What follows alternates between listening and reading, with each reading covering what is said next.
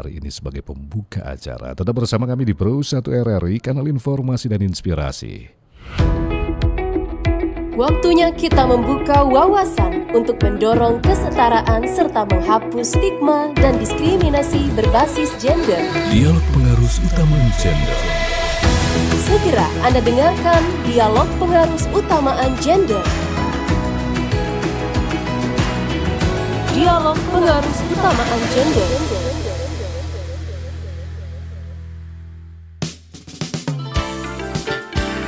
Baik pendengar, dialog pengaruh utamaan gender siang hari ini. Biasanya kalau sebelumnya paling sering narasumber kita, karena berhubung kita kadang-kadang berbicara tentang sosok perempuan, sosok anak-anak ya. Jadi rata-rata narasumber kita perempuan-perempuan juga. Tapi ini sebenarnya bincang-bincang yang memang antar gender sebenarnya ya. Tidak hanya perempuan saja yang harus menyuarakan hal ini, karena memang yang namanya kesetaraan gender semua harus bersuara, apalagi tentang anak dan perempuan dan juga kekerasan yang beberapa waktu yang lalu saya juga lihat ternyata tidak berkurang sama sekali yang namanya kekerasan dalam rumah tangga dan juga anak-anak. Banyak hal yang memicunya di tengah kondisi ekonomi yang seperti ini yang rata-rata menjadi pemicu utamanya maupun juga pemicu-pemicu lainnya, termasuk juga psikis. Nah baik pendengar, jadi kesempatan siang hari ini saya sudah kedatangan seorang bapak yang gagah nih. Waduh, selamat siang Pak Iwan. Selamat siang. Apa kabarnya nih Pak Iwan? Baik, alhamdulillah. Alhamdulillah, terima kasih banyak Pak Iwan sudah hadir di Studio Pro 1 siang hari ini untuk memberikan kita ilmu baru lah, kita harapkan, apalagi dengan kondisi sekarang yang saya tidak salah tadi Pak ya, untuk kekerasan rumah tangga perempuan dan juga anak-anak memang tidak ada penurunan yang signifikan ya Pak ya? Iya, betul. Kurang Cuman lebih seperti ada penurunan itu. Ada penurunan ya, dan juga banyak faktor-faktor ya Pak ya. Nah, baik pendengar, juga nanti untuk Anda yang ingin menyaksikan siaran kami, silakan Anda bisa langsung menyaksikan melalui kanal YouTube Pro 1 RRI Palembang dan juga bisa bergabung bersama kami di 0711369977 ataupun juga di WhatsApp 082179279090. Nah, Pak Iwan ini pendengar, jadi lengkapnya Pak Iwan Mulyawan, STMSI. Beliau adalah Kepala Bidang PUG, Pengarus Utamaan Gender dan juga PP dari Dinas Pemberdayaan Perempuan dan Perlindungan Anak Provinsi Sumatera Selatan. Jadi memang sudah kerjaannya ya Pak ya untuk melihat sisi tersebut ya Pak? Iya, betul. Oke, sebelum kita mulai kenalan dulu lah Pak dengan pendengar kita, Pak Iwan silakan. Baik, Pak Ansor, terima kasih Pak Aris. Assalamualaikum warahmatullahi wabarakatuh. Selamat pagi para pendengar RRI dimanapun berada. Saya memperkenalkan diri, nama saya Iwan Mulyawan, STMSI. Saya ini kebenaran tadi sudah disebutkan oleh Pak Ansor, ini menjadi Kepala Bidang Pengarus Utamaan Gender dan Pemberdayaan Perempuan di Provinsi Sumatera Selatan. Oke, iya. Jadi kita kalau ngomongin tentang kekerasan mungkin tidak akan ada habisnya ya Pak ya. Benar. Dari masa ke masa sepertinya memang berita itu selalu ada. Iya. Nah tapi satu inovasi yang seperti akan kita angkat tema ini adalah justru ramah perempuan dan anak. Nah, betul. Itu. Iya, jadi desa ramah perempuan dan anak ini, atau di kota kita sebut ada kelurahan ramah perempuan dan anak ini, ini sudah lama Bang Ari, sebenarnya sudah dimulai di tahun 2020. Nah, ini adalah inovasi dari Kementerian Pemberdayaan Perempuan dan Perlindungan Anak dan Kementerian, kalau di tahun 2000 itu masih Kementerian Pembangunan Daerah Tertinggal dan Transmigrasi. Oke. Kalau 2020 ya iya, Pak program? ada di kerjasama. Tapi sebelum 2020 program ini pun sebenarnya sudah ada ya? 2020 belum untuk namanya di RPPA. Oh, nama yang lain tapi tetap ada programnya. Iya, nama di RPPA ini kan baru muncul di 2020 kerjasamanya dua kementerian. Oke, baik. Jadi ini ada kerjasama antara dua kementerian tersebut, kemudian ditindaklanjuti Aris oleh Kementerian Pemberdayaan Perempuan dan Perlindungan Anak dengan adanya keputusan Menteri. Keputusan Menteri nomor 70 tahun 2021 ditindaklanjuti. Nah, di situlah ditentukan pilot projectnya kementerian. Jadi di situ ditentukan ada 140 desa, kemudian dari 71 kabupaten dan 33 provinsi. Jadi sebanyak 140 desa itu Provinsi Sumatera Selatan menjadi pilot project juga. itu di Kabupaten Musi Banyuasin, itu tepatnya di Desa Tabuan Asri dan Sungai Pinang. Kemudian di Kabupaten Musirawas itu tepatnya di Desa Marga Sakti dan Bangurejo. Ini pilot project, Pak. Itu untuk dua desa itu menjadi Iya, pilot project. Pilot project dari kementerian. Ini seiringnya waktu kita juga dimotivasi untuk membentuk sendiri. Jadi kita provinsi ini berperan juga untuk mengadakan kerjasama dengan PPA khususnya di kabupaten kota untuk membentuk sendiri namanya Desa Ramah Perempuan dan Perlindungan Anak yang mandiri. Nah, untuk Sumatera Selatan sekarang jumlah desa anak ramah perempuan ini sudah terbentuk lebih kurang 279 desa dan dari 17 kabupaten kota. Nah, itu yang sekarang posisinya. Kemudian mungkin Bang Ari kita perlu mengenal dulu apa itu Desa Desa Ramah Perempuan dan Peduli Anak tersebut. Ya. Nah, ini Desa Ramah Peduli Anak ini yaitu desa yang mengintegrasikan perspektif gender dan hak anak ke tata kelola penyelenggaraan pemerintah desa, pembangunan desa, serta pembinaan pemberdayaan masyarakat desa yang dilakukan secara terencana, menyeluruh, dan berkelanjutan. Nah, maksudnya di sini kita desa, itu tujuannya desa diharapkan akan memberikan rasa aman dan nyaman bagi masyarakat, khususnya perempuan dan anak, untuk memenuhi atas perlindungan dari segala bentuk kekerasan, dan diskriminasi serta tersedianya sarana dan prasarana di desa untuk perempuan khususnya untuk anak juga. Oke, jadi kekerasan ini lebih dihindari dengan cara mencerdaskan dan juga meningkatkan intelektualitas seperti itu, Pak. Betul. Kalau di pilot project-nya itu memang ada biaya, Bang Ari, waktu pembentukannya itu dari kementerian. Biayanya ini tidak terlalu besar, tapi gunanya itu untuk kelembagaan di desa itu bagaimana nanti disosialisasikan apa peran kepala desa, apa peran tokoh-tokoh masyarakat, di situ dijelaskan juga untuk pembiayaan sosialisasi. Kemudian digerakkan juga SAFA, kemudian forum anaknya di desa-desa itu. Nah, itu kemarin itu pembiayaan itu 100%, kemudian di tahun 2023 itu pembiayaan cuma 40%. Kemudian tahun 2024 tidak lagi pembiayaan, kementerian sudah nggak lagi memberikan nggak lagi memberikan. Jadi memang diharapkan desa-desa yang itu mandiri, desa-desa ini diharapkan bekerja sama antara tokoh masyarakat, kemudian dengan kementerian desa tadi, tapi melalui pemberdayaan masyarakat, dinas pemberdayaan masyarakat di desa maupun kelurahan. Oh gitu. Itu bekerjasama begitu. Tahun 2020 itu pembiayaan 100% ya Pak ya dari kementerian. Itu untuk dananya sendiri digunakan untuk apa itu? Itu untuk kelembagaan, Mari. Banyak sosialisasi dari kementerian untuk kelembagaan di desa supaya mengetahui apa ini desa ramah. Kan baru diperkenalkan waktu itu apa ini desa ramah perempuan, apa peran tokoh-tokoh masyarakat, peran organisasi di sana. Itu pembiayaan sendiri biasanya karena ada program-program ya Pak ya? Enggak, sosialisasi aja untuk sosialisasi kelembagaan. Saja. Okay. Untuk sosialisasi bukan ini, dia sifatnya masih sosialisasi penguatan kelembagaan itu. Nah, sudah ini dia tidak memberikan lagi di tahun 2023 itu 40%, masih juga ada ini, tapi di tahun 2004 udah enggak lagi. Jadi untuk tahun 2024 ini hasilnya memang sudah tercipta desa-desa mandiri ini ya Pak ya? Diharapkan begitu. Oke.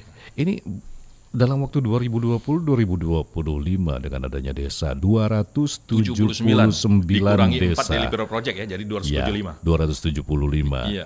Ini tergolong cepat atau memang sudah seharus targetnya nih Pak? Kalau targetnya itu kalau dari kementerian katanya di maksimal itu seluruhnya itu sudah terpenuhi kan.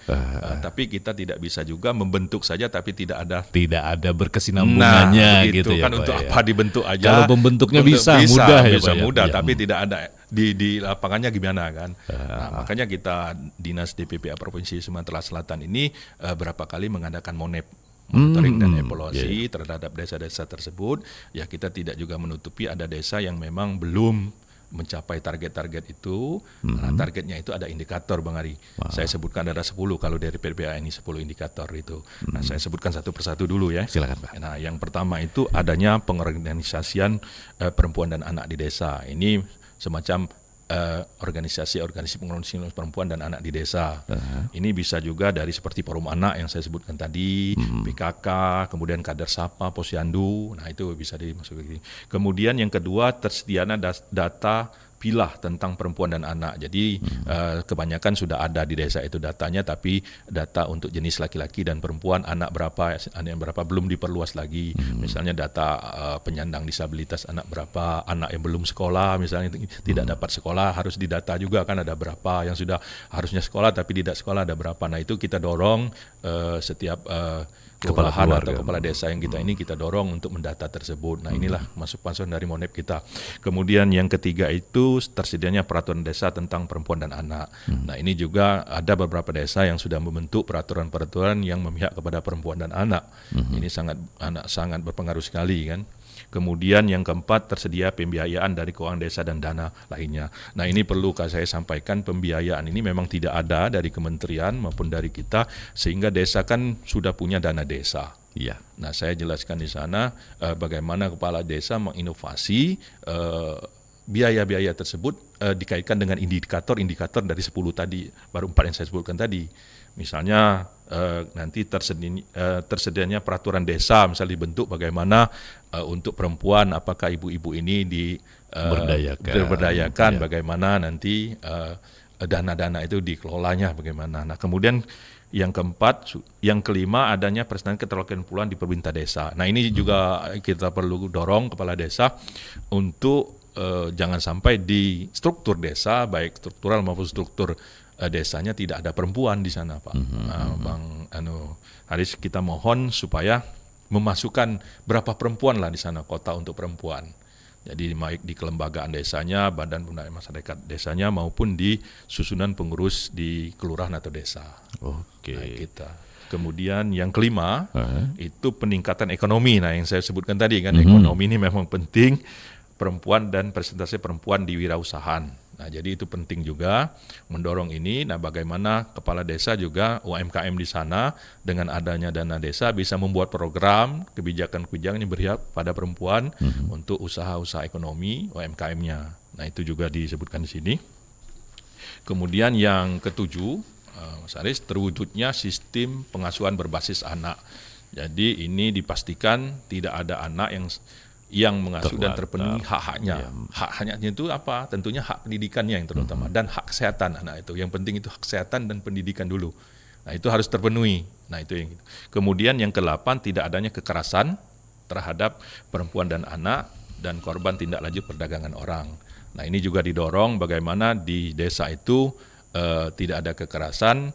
Nah, ini perlu di peningkatan sosialisasi pencegahan kekerasan. Nah, melalui apa pencegahan ini? Melalui UPTD yang ada sudah di 17 kabupaten kota. Oke. Nah, dia harus bekerja sama juga. Kepala desa bisa membuat program untuk sosialisasi kekerasan terhadap anak atau dari dinas DPPA-nya sendiri yang mengadakan sosialisasi ke desa-desa tersebut. Kemudian tidak ada pekerja anak yang 9.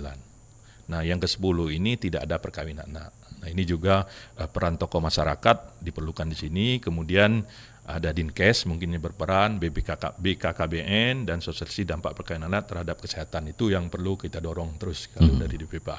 Itu mungkin 10 indikatornya, Bang Haris. Oke, nah sampai sejauh ini dari 5 tahun tersebut pasti kita sudah sering sekali setiap tahunnya ada laporan-laporan dari kepala desa maupun juga dari kelurahannya ya Pak ya. Betul. Sampai sejauh ini untuk laporannya sendiri bagaimana untuk progresnya ini? Pak Jadi Iwan? kalau kita progreskan memang kita tidak menutupi juga ada sebagian desa yang belum mencapai indikator-indikator tersebut, tapi ada desa yang sudah mencapai indikator. Saya baru lebih kurang 3 minggu yang lalu saya ke satu desa yang ada di Musi Banyuasin, itu desa Tugel Mulyo, Kecamatan Keluang. Nah itu desa itu sudah memenuhi, bahkan udah lebih, Pak Ari, sudah melebihi. Maksud saya itu ada program lagi, sekarang kan ada programnya namanya Ruang Bersama Indonesia. Nah, Ruang Bersama Indonesia ini programnya itu kerjasama dengan BUMN ataupun wirausaha di sana. Nah, desa ini sudah sangat maju sekali. Itu inisiasi dari desa itu sendiri, Pak? Iya, sudah. Nah, itu kita ini. Nah, itu yang kita harapkan begitu kan. Iya. Nah, itu salah satunya Tegal Mulyo, desanya Tegal Mulyo di Kecamatan Keluang, Musi Banyuasin. Nah, itu desa itu kemudian dia banyak sekali inovasi-inovasi bekerja sama perusahaan-perusahaan dengan CSR-nya bisa memfasilitasi baik dari UMKM, kesehatan ibu hamil, kemudian kesehatan anak-anak di sana juga diperhatikan oleh perusahaan tersebut. Oke. Nah, itu kita harapkan. Nah, kalau untuk daerah 3T bagaimana Pak? Kalau di Sumatera Selatan sendiri, Gimana Pak? daerah 3T tertinggal, terluar ya, apakah? Tapi kita menembisi, kalau saya melihatnya Pak, saya sudah kunjungan ke Oku Selatan itu kan agak jauh, tapi bagus juga Pak. Berarti Hasilnya. memang sudah bisa dikatakan. Iya, bagus juga. Saya berapa desa itu, waduh, UMKM-nya itu ibu-ibu, memang kepala desanya sudah jago-jago untuk mengembangkan itu kan. Saya juga, waduh Pak, ini udah di Oku Selatan saya pernah juga mengatakan, waduh, bagus-bagus Pak UMKM-nya, bagaimana pengorganisasi masyarakatnya kan untuk turunan stunting sudah dilakukan, hampir sudah dilakukan program-program itu. Memang karena hanya ada beberapa desa yang dibentuk mandiri kan belum terlihat seluruhnya kan, jadi kan bertahap. Butuh waktu. Iya, jadi kan desa ini bisa nanti percontohan kalau dia sudah bagus, mungkin desa sebelahnya kan mencontoh nanti. Kita harapkan begitu kan. Oke, jadi inovasi begitu. Kita tanpa terasa apa ya Pak ya, secara otomatis menciptakan yang namanya agen-agen perubahan dari mereka sendiri. Iya, Ya. betul. Karena kalau untuk menuntaskan satu proyek aja, apalagi 279 desa dikurang 2 tadi, tentunya untuk dari Dinas Pemberdayaan Perempuan ya kewalahan juga. Iya. Kita butuh kader-kader tentunya. Betul, Pak, betul. ya. Nah, itu harapan kita begitu Pak. Nah, itu bagaimana Pak? Itu harapan kita begitu yang sebenarnya. Tadi harapan kita begitu mencontoh. Jadi kita waktu mau kita pilih nanti Pak. Ada berapa desa yang memang betul sudah mandiri, sudah memenuhi indikator. Kita mengarahkan nanti desa-desa ini untuk berkunjung. Untuk disebarluaskan lagi. Untuk berkunjung, paling tidak berkunjung melalui DPP. Ajaklah kepala desanya berkunjung ke desa yang misalnya Tegamulyo nanti kan. Tegamulyo yang saya sebutkan tadi berkunjung. Apa sih yang bisa kerjasamakan?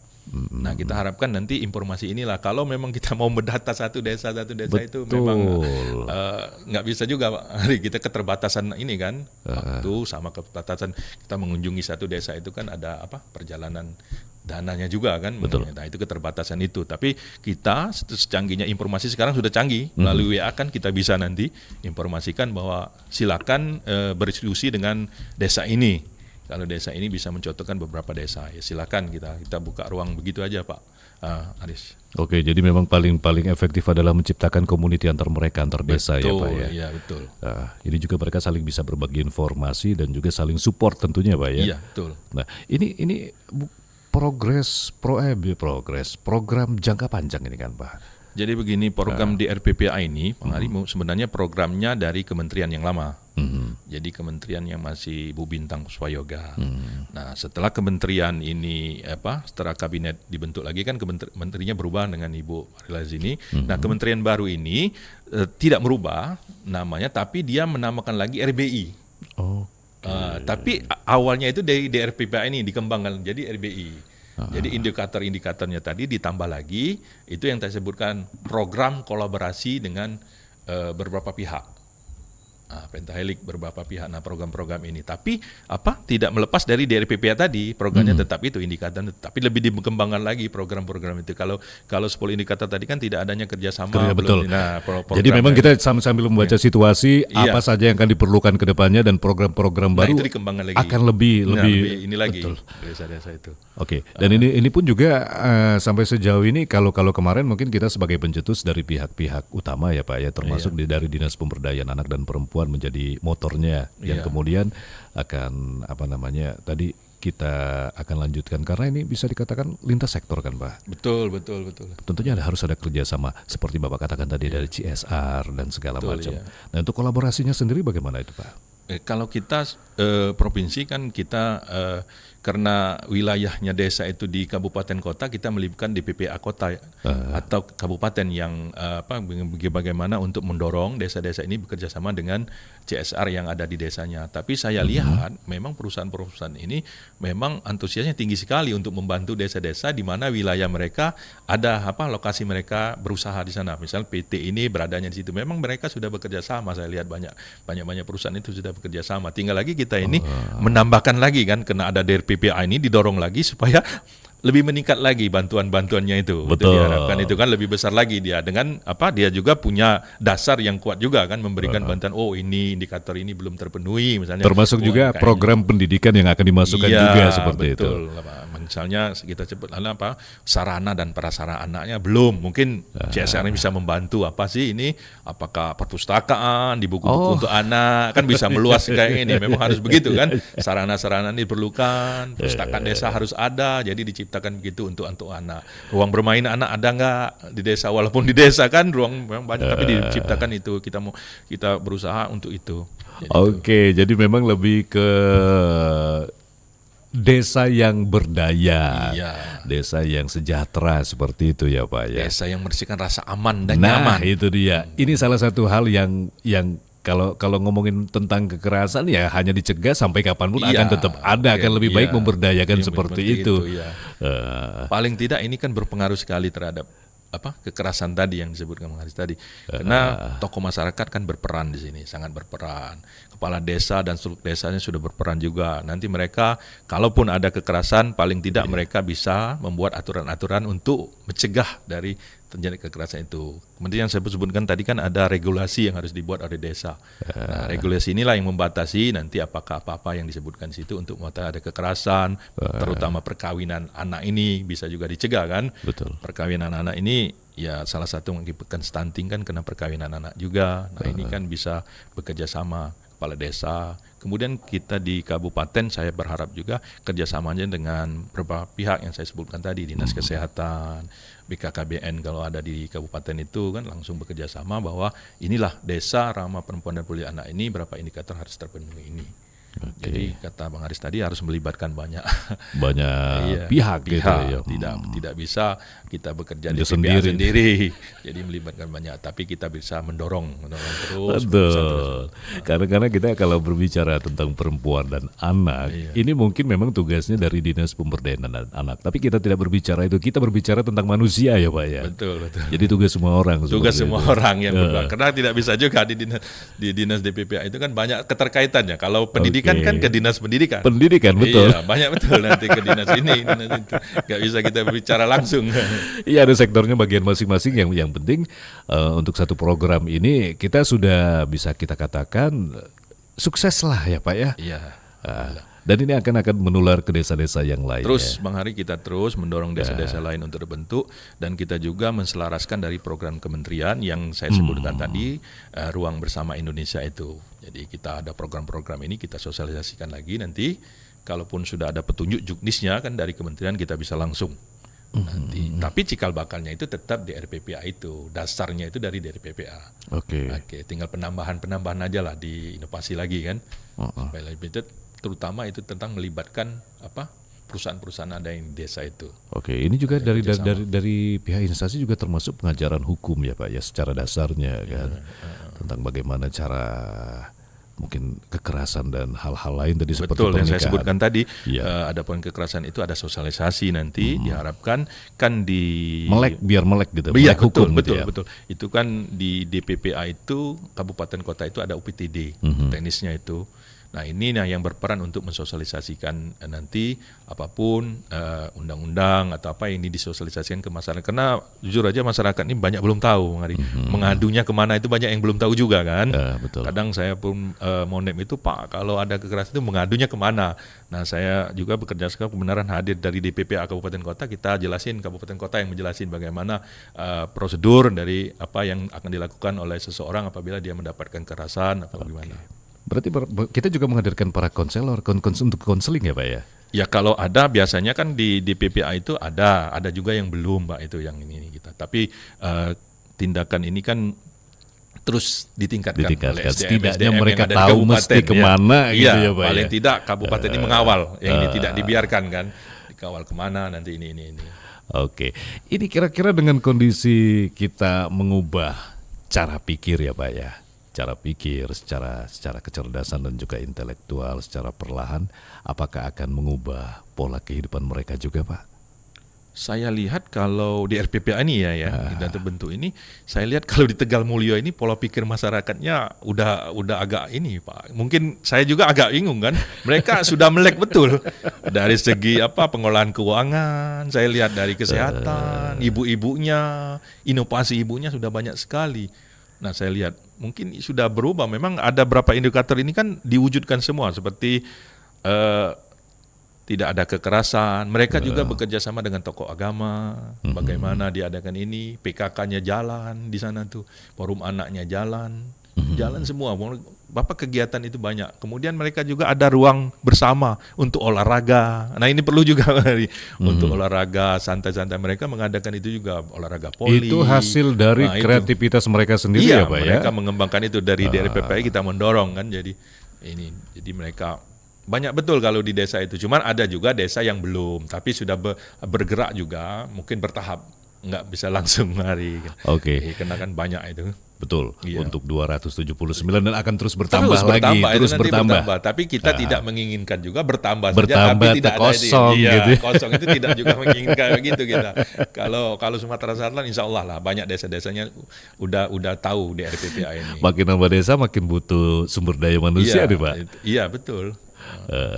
Nah kalau untuk baru-baru ini informasi dari Dinas Pemberdayaan Perempuan dan Peduli Anak, bagaimana nih Pak informasi terakhirnya nih? Ada informasi apa ini? Kalau untuk kita ini di RPPA ini kita akan launching mungkin nanti di ini untuk RBI-nya Pak nanti kan. Mungkin nanti kita tentukan desa, mungkin juga di MUBA nanti, nah itu kita akan launching RBI, Ruang Bersama Indonesia itu, mungkin nanti akan dihadiri Pak Gubernur, mungkin nanti tidak menutup kemungkinan, mungkin dari kementerian ada juga, menteri yang hadir. Nah itu kita launching bersama-sama, nah itu memang Sumsel ini kan memang kita menunggu masih juknisnya kan belum, sudah kita berkoordinasi dengan kementerian juknisnya itu untuk RBI, tapi kalau untuk di RPPA itu sudah jalan kan. Tinggal kita dikaitkan RBI dengan DRPPA ini, menambah programnya tadi yang saya buat. Nah itu untuk kita sekarang ini kegiatan itu mungkin yang ini khusus untuk DRPPA ini. Oke.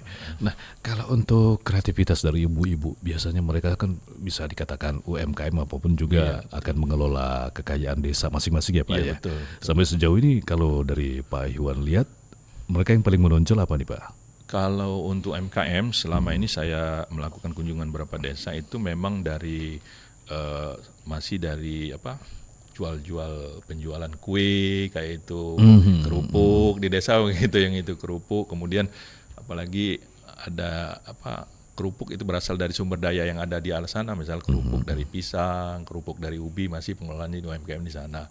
Nah mereka ini ternyata banyak juga memang permodalannya kurang modal. Nah ini kita bantu sosialisasikan ke ibu-ibu ini bisa memang nanti dia berkoordinasi, karena kita ini memang ada di PPA Kabupaten Kota, kita hanya menyarankan berkoordinasi dengan Kabupaten Kota bagaimana ibu-ibu ini ditingkatkan lagi, mungkin ada yang kurang ekonominya, ada juga yang memang ditingkatkan keterampilannya. Dan dari pemberdayaan anak dan perempuan juga agak bingung kalau sudah bicara modal, nggak mungkin juga harus keluar modal dong. Maka kita sarankan juga ibu ini kan ada juga yang memang kekurangan modal, ada juga yang memang memohon inovasi. Dia sudah membuat keripik, maksudnya itu inovasi apa lagi yang bisa dibuat dari ini. Nah ini adakan pelatihan-pelatihan. Nah mungkin DPPA melalui berhubungan dengan Dinas Perindustrian, Perdagangan, diikutkan orang-orang ini untuk di pelatihan-pelatihan atau sosialisasi untuk pembuatan apa nanti dikembangkan. Nah untuk pendanaan juga mungkin kalau saya lihat kalau di Tegamulyo ini memang pendanaannya dia sudah dari CSR, jadi CSR membantu melalui koperasi nanti Pak. Nah, ibu-ibu ini bisa simpan pinjam melalui koperasi di sana. Ibu-ibu ini yang kelola juga, koperasi yang dikelola. Jadi keuangan mereka juga sudah mulai bagus ya? Iya, jadi dikelola, yang bantu mungkin permodalan aja di CSR itu. Jadi dikelola, ada ibu-ibu yang ngelola koperasi, mungkin simpan pinjam. Saya lihat memang udah jalan memang itu kalau di desa tersebut. Nah, mungkin desa-desa lain bisa meniru itu jadi kan. Pencontohan juga paling tidak. Nah, kami di PPA provinsi ini cuman mendata dulu. Kami tidak menutup kemungkinan kalaupun ada pelatihan, kami ikut sertakan nanti ibu-ibu ini kan. Kami data misalnya di desa ini perlunya pelatihan apa, kami data dulu. Nanti kita suatu saat kita ada pelatihan, kita ikut sertakan ibu-ibu ini Pak. Itu ya. Dan ini sudah menjadi komitmen dari awal ya Pak ya. Betul. Akan terus berlangsung. Nah untuk ininya sendiri loh Pak, kalau untuk anak-anaknya sendiri untuk pemberdayaan ya, karena kita berbicara tentang pendidikan. Bagaimana dengan pendidikan dan juga pernikahan dini di desa-desa? Nah ini yang saya lihat ini Pak? Tapi ada juga yang saya lihat di desa Tegamulyo itu nggak ada dia perkawinan ini tuh. Sudah mulai melek juga ada. Iya udah mulai melek dia. Kenapa? Karena kita berharap Pak ini kalau secara langsung, kalau di desa ini harus tokoh masyarakat saya lihat yang harus turun untuk memberikan inovasi bagaimana ini. Kemudian mungkin juga sudah bergerak juga dari dinas KB, BKKBN desa itu sudah masuk ke desa-desa untuk mengadakan sosialisasi dampak dari perkawinan anak itu apa-apa sudah jelas. Ada beberapa desa sudah masuk sebenarnya itu sudah mengerti. Tinggal lagi sekarang ini penurunannya itu tidak langsung ke nol, mungkin penurunannya bertahap Pak. Di desa-desa itu rata-rata penurunannya sudah bertahap. Karena meleknya masyarakat itu sudah ada dengan ini program-program kita ini. Tidak simsalabim ya Pak. Iya. Baik Pak, nanti kita lanjut lagi Pak. Kita jeda dulu untuk yang satu ini mendengar. Baik, obrolan kita di kesempatan siang hari ini itu Desa Ramah Anak dan juga Desa Ramah Perempuan Peduli Anak itu ya kurang lebih seperti itu. Memang hal yang bisa dikatakan terdengar gampang, hanya sekedar sosialisasi, tapi sebenarnya faktanya juga bagaimana Pak Iwan dan juga rekan-rekan juga stakeholder dan pihak terkait ya, istilahnya sampai dari tahun 2020 sampai 2025 bisa ya, tadi sudah ada salah satu hasil yang dikatakan oleh Pak Iwan. Nanti kita lanjut lagi mendengar, kita jeda dulu yang satu ini, tetap bersama kami dalam Dialog Pengaruh Taman Gender Pro 1 RRI, kanal informasi dan inspirasi.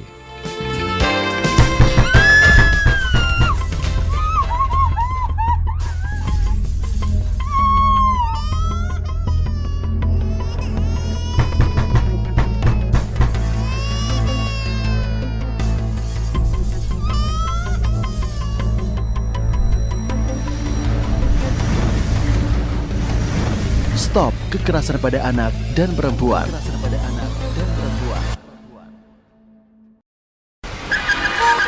Woi, punya mata nggak lo? Ini mata ini. Makanya, lihat-lihat dong. 5 minutes later. Ngapa nih? Aduh, habis bensin lagi. A few inches later. Nah, ada orang lewat nih. Tapi ini kan pengemudi yang tadi ya. Kenapa mas? Mogok. Rasain no. Wah, dasar lo. Pernah ngerasain kayak gitu dan berpikir untuk bisa mengulang waktu? Ya nggak akan bisa lah, tapi tenang, itu tadi cuma rekaman kok. Nah, coba kita ulang adegan tadi dan kita ubah sifat-sifat marah menjadi peramah. Mas, maaf ya, nggak apa-apa kan? Iya mas, nggak apa-apa. Maafin saya juga ya. Aduh, habis bensin lagi nih. 5 minutes later. Kenapa mas? Habis bensin ya? Iya nih mas. Ya udah, aku cariin bensin sebentar ya. Wah, terima kasih banyak ya mas. Jadi ngerepotin nih. Indonesia itu terkenal akan keramah tamahannya. Jangan jadikan secuil amarah merusak keharmonisan yang ada. Mari kita gencarkan semangat kesatuan dan persatuan dan saling tolong-menolong demi Indonesia yang lebih tangguh. Iklan layanan masyarakat ini dipersembahkan oleh Radio Republik Indonesia.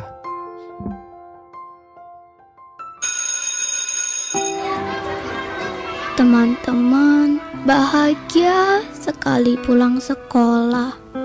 Beda halnya denganku.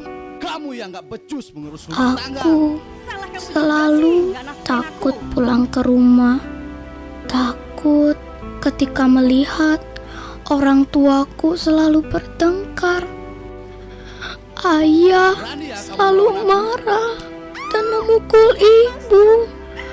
Aku juga sering dibentaknya. Aku berharap aku tidak pulang ke rumah.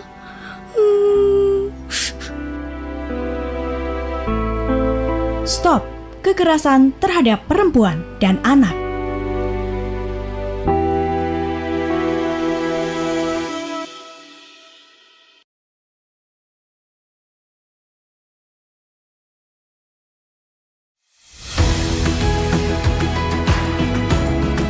Dialog Pengarus Utamaan Gender. Masih bersama Anda, Dialog Pengarus Utamaan Gender.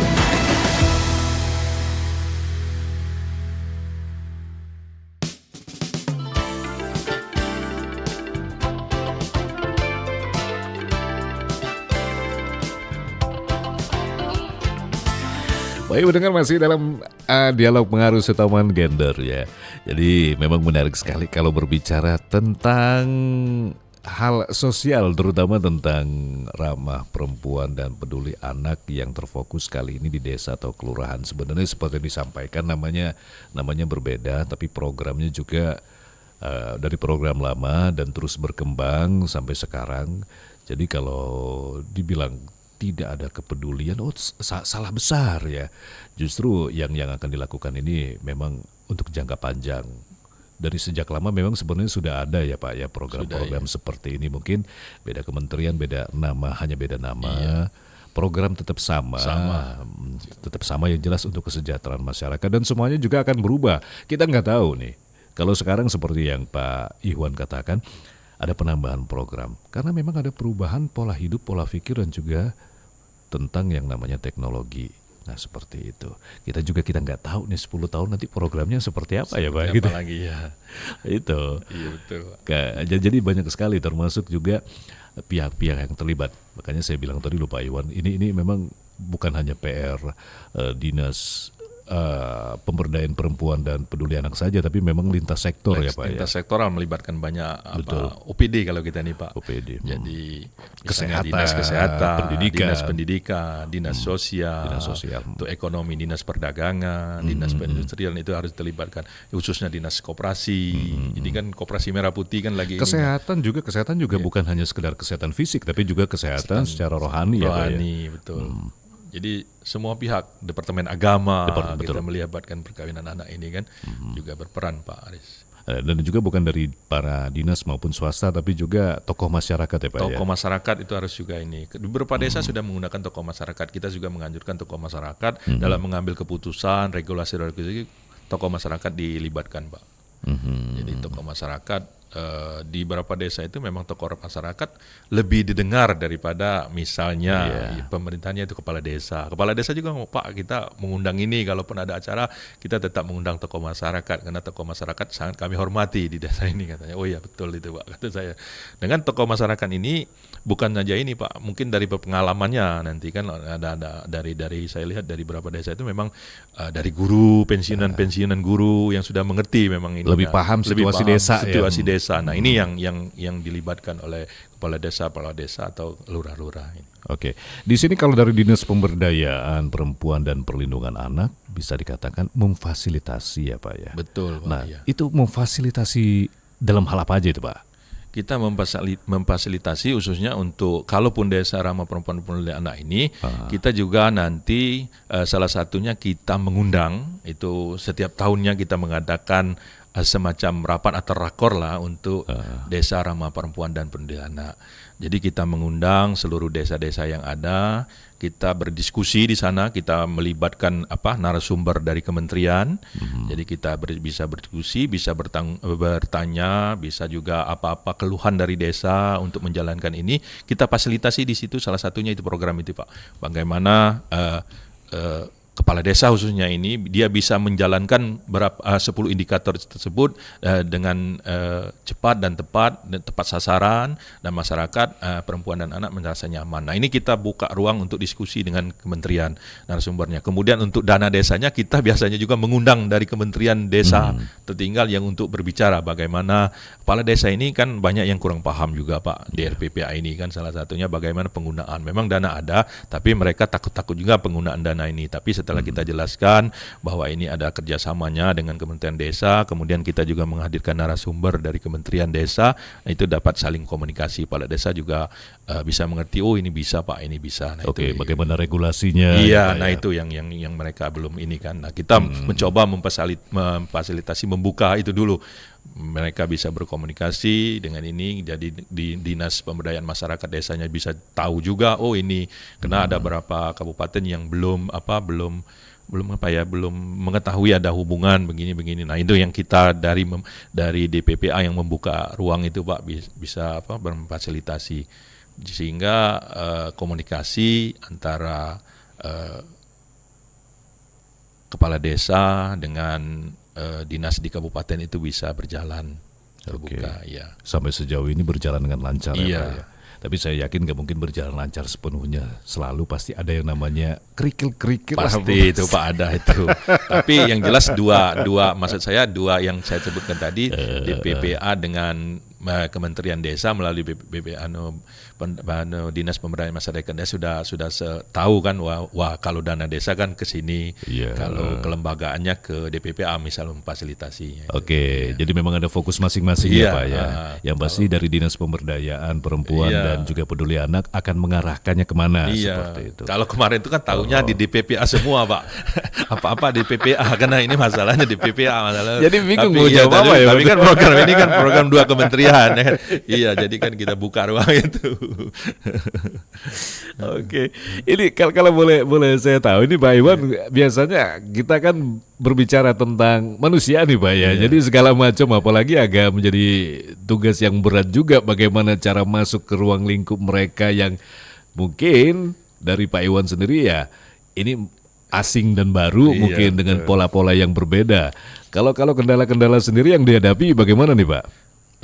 Kita ini kalau saya jelaskan dulu kan, saya ini di bidang pengaruh utama dan pemberdayaan ekonomi Pak ya. Nah kita ini kalau PUG udah jalan, kita ini tinggal lagi pemberdayaan perempuannya bagaimana. Tapi kalau untuk provinsi kan sudah jalan, tinggal lagi kan kita mengajak kolaborasi. Nah inilah kolaborasi dengan pemerintahan kabupaten kota. Nah kolaborasi ini kita tidak menutup kemungkinan juga kabupaten kota ini ada kesulitan juga misalnya di pendanaan. Nah ini kita kolaborasi tetap Pak, kita ajak kolaborasi, kita ini bagaimana. Nah itu mungkin kendala-kendalanya di situ untuk pemberdayaan perempuannya. Nah tapi kita ini juga saya lihat memang ada beberapa desa memang yang belum tahu. Nah ini yang perlu kita turun langsung ini, yang belum tahu, yang memang belum mengetahui DRPPA itu apa. Nah inilah tugas kami menjangkaunya Pak, menjangkau desa-desa itu jauh sekali. Saya pernah ke Oku Selatan juga pernah. Yang tadi yang terluar ya Pak. Inilah yang perlu tantangannya di situ. Jadi kita harus memilah-milah dulu. Kalau sekarang nggak bisa langsung Pak, harus ke sini kita memilah-milah dulu mana yang memang harus cepat disosialisasikan. Termasuk juga saya yakin ini Pak Iwan juga pusing juga, apalagi kalau misalkan akses desanya jauh sekali dan aksesnya sulit gitu. Kalau saya setuju ke desanya Pak. Kami meminta dari provinsi ke desanya. Biar beberapa jam nanti dari Pak jauh sekali, tapi kita harus melihat langsung ke desanya. Mau tidak mau ya Pak ya. Harus ke desanya Pak. Kalau kami berkunjung itu harus ke desanya. Itu yang kami usahain. Atau satu desa bergabung desa-desa yang lain kan. Mungkin kalau satu desa jauh kan kita tidak bisa juga mengunjungi dalam 2 hari yang ke sana sini kan. Kita gabung tapi ke desanya itu gitu Pak. Oke. Nah, ini dari Pak Iwan, tapi yang jelas kalau dari Dinas Bidang PUG dan juga PP Pemberdayaan Peduli Anak ini punya bidang masing-masing ya, betul, termasuk Pak. juga konseling, terus juga kekerasan. Benar. Ya. Kita ini ada kita ini ada 4 bidang Pak. 4 bidang ya. Di provinsi. Itu statunya bidang PUG dan pemberdayaan perempuan tadi. Kemudian ada bidang tumbuh kembang anak. Tumbuh kembang anak ada itu, ada satu bidang tumbuh kembang anak. Itu yang tadi yang saya sebutkan, kesehatan. Pendidikannya bagaimana, ada klaster untuk mencapai itu kan ada berapa indikator. Kemudian ada perlindungan anak, perlindungan perempuan dan perlindungan anak, kabit perlindungan perempuan dan perlindungan. Nah ini juga tugasnya tadi. Kemudian kita ada kabit data, yang saya sebut sekali data itu perlu sekali. Nah ini kabit data dan informasi di kita itu ada. Nah kemudian ada juga UPTD kita Pak. Nah UPTD ini, nah itu yang tadi kata Bapak tadi yang ada konselingnya di sana. Iya itu sebenarnya kalau kita ini SDM-nya masih kurang Pak. Nah ini kenapa orang kurang berminat Pak untuk ini kita sudah berusaha tapi memang belum kurang seksi mungkin kurang seksi, kurang ini apa kata Bapak tadi ini perempuan tapi ya ada laki-lakinya juga di sini kan. Betul. Nah itu kita berusaha mencoba terus Pak untuk SDM ini kita tingkatkan. Ini salah satunya mungkin diikut sertakan BIMTEK misalnya kayak gitu kan. Ada ikut sertakan, ada misalnya ada pelatihan kan ikut sertanya. Nah itu ada peningkatan dari SDM dari DPPA. Oke. Ya, tapi untuk penambahan SDM itu belum sekarang. Nah itu yang kita masih kekurangan kita SDM ini, Pak. Sementara ini akan terus berjalan. Iya. Kita butuh kandidat baru dan juga kita tidak bisa melepaskan langsung kepada kader-kader yang di luar sana ya, Iya, Pak, betul, ya, Pak, yang tidak tergabung dalam dinas pemberdayaan. Yang Bapak ini, tadi psikolog kita sangat kekurangan sekali Oh, kan. gitu, Pak? Iya, kita sangat kekurangan lagi. Psikolog kita kan hanya ada 2. Yang satu diterima di perencanaan juga kemarin itu P3K-nya itu. Berarti kan cuma satu, tapi yang saya bisa membantu juga kan masih. Betul. Dan tidak mungkin juga akan merangkap Nah ya, Pak, itu yang kekurangan juga di dinas DPPA kita, Pak.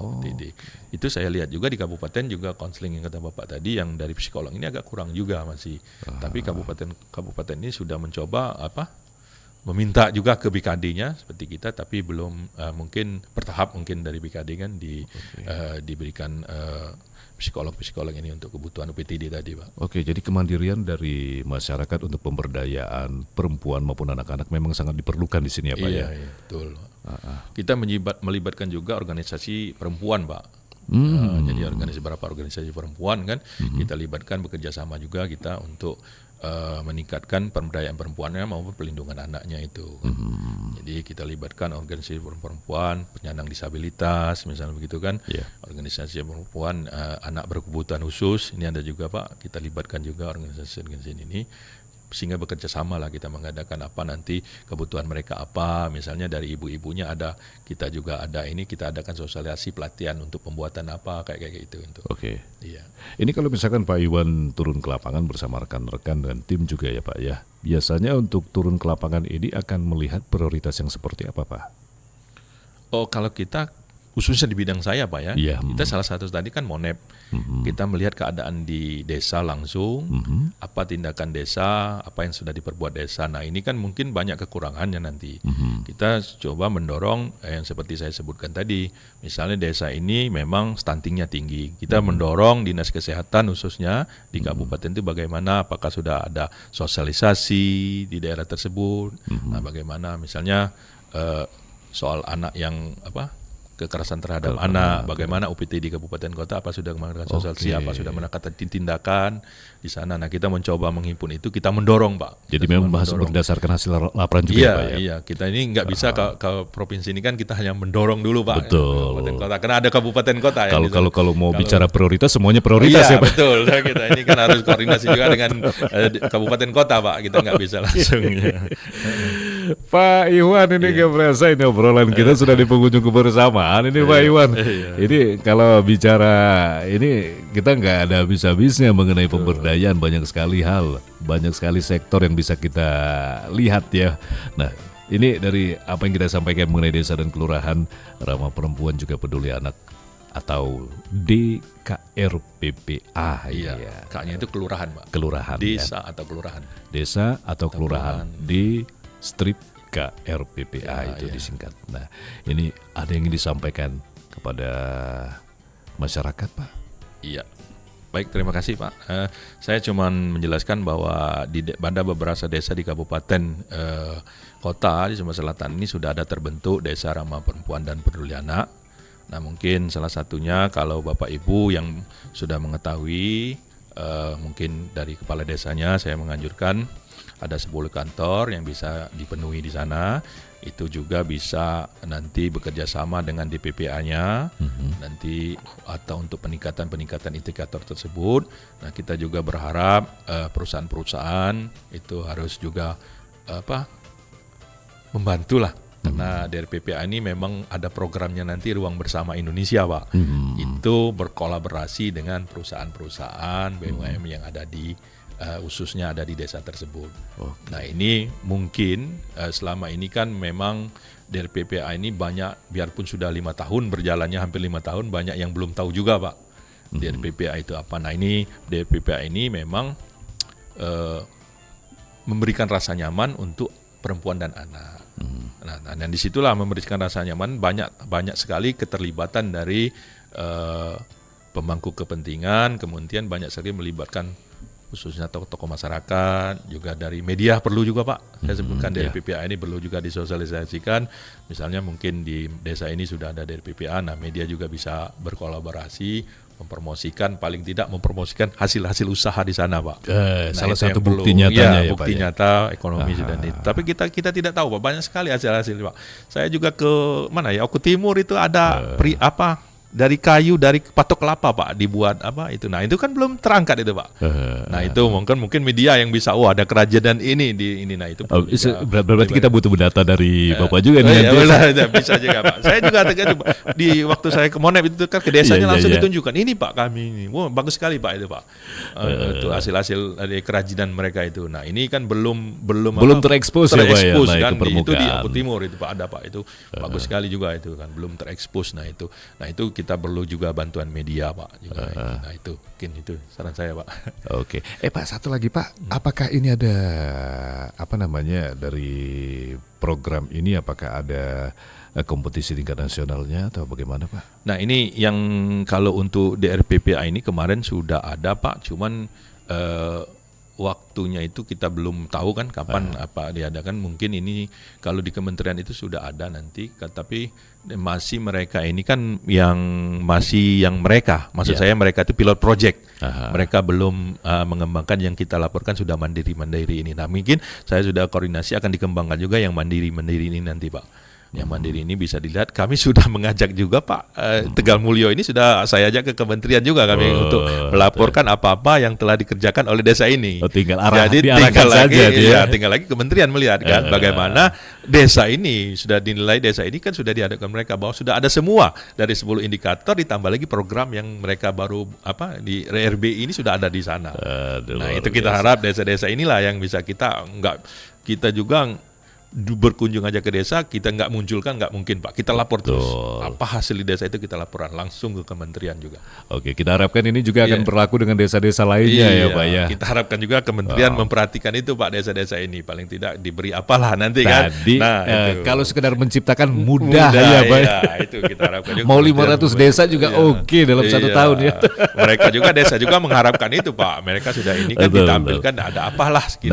Itu dia bagaimana pemberdayaan. Baik, sekali lagi terima kasih banyak Pak Iwan. Sukses selalu untuk Pak Iwan dan juga rekan-rekan. Semoga program ini bisa berjalan dengan lancar dan juga dapat support dari pihak-pihak yang memang ini adalah lintas sektor ya Pak ya. Baik pun juga dari tokoh masyarakat dan juga support dari masyarakatnya untuk bisa maju secara mandiri ya. Tidak adanya ketergantungan, yang betul-betul ketergantungan kata orang. Kalau membutuhkan sih oke, kalau ketergantungan sih jangan ya Pak ya. Gitu. Baik pendengar, kita cukupkan dulu kebersamaan kita untuk dialog pengaruh kesetaraan gender edisi hari ini awal pekan Senin 13 Oktober 2025. Terima kasih banyak untuk kebersamaannya. Sesaat lagi kami akan ajak Anda menuju Pro 3 Radio Republik Indonesia pendengar untuk mengikuti dinamika olahraga. Tetap bersama kami di Pro 1 RRI, kanal informasi dan inspirasi.